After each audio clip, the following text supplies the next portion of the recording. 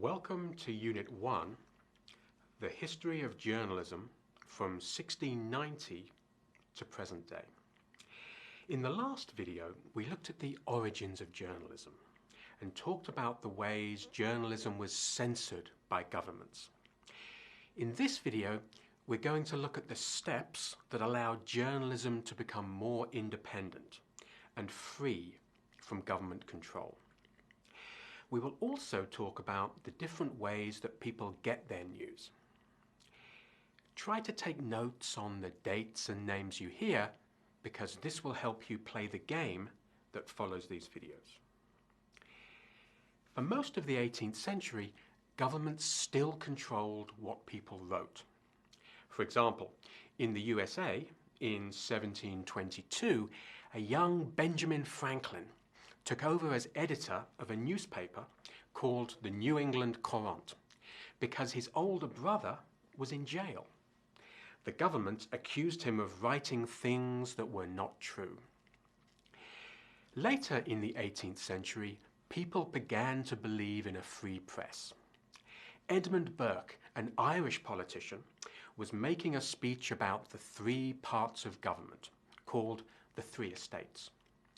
Then he pointed to the journalists and called them the Fourth Estate, meaning that writing the truth was an important part of governing a country.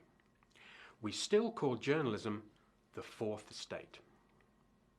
A few years later, in 1791, 10 amendments to the US Constitution, called the Bill of Rights, became law. The First Amendment talked about freedom of religion, freedom of speech, and also freedom of the press. This amendment protects journalists' rights by making sure the government cannot control the information or opinions that journalists publish. Even though journalism was no longer controlled by the government, most newspapers in the early 19th century were biased, meaning they only told one side of the story, or one point of view, and were read by people who agreed with their opinion. In 1835, however, a newspaper called the New York Herald was started with the goal of providing unbiased news that everyone could enjoy. This newspaper also tried to be politically independent, not preferring one political party over another.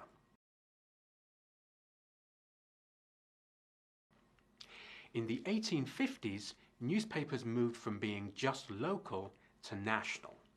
The technology improved, so it became easier to print and distribute many more newspapers.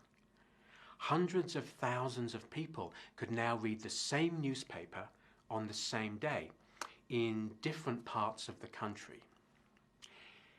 The early years of the 20th century saw a new type of journalism, investigative journalism. This involved a journalist looking into and writing about powerful people and industries. An example of this investigative journalism was when Upton Sinclair wrote The Jungle in 1906. Readers learned about the unhealthy practices in meatpacking factories and the bad conditions for the workers.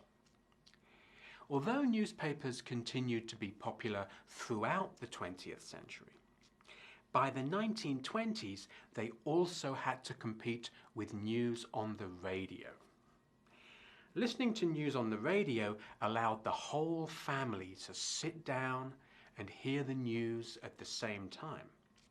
And they could also listen to things live, as they were happening, instead of waiting until the next day to read about them. In the 1950s, television became popular, and nearly every family in the USA had one. People could now see pictures, as well as hear people talk about the news. The internet became popular in the 1990s, and online newspapers began to replace print copies.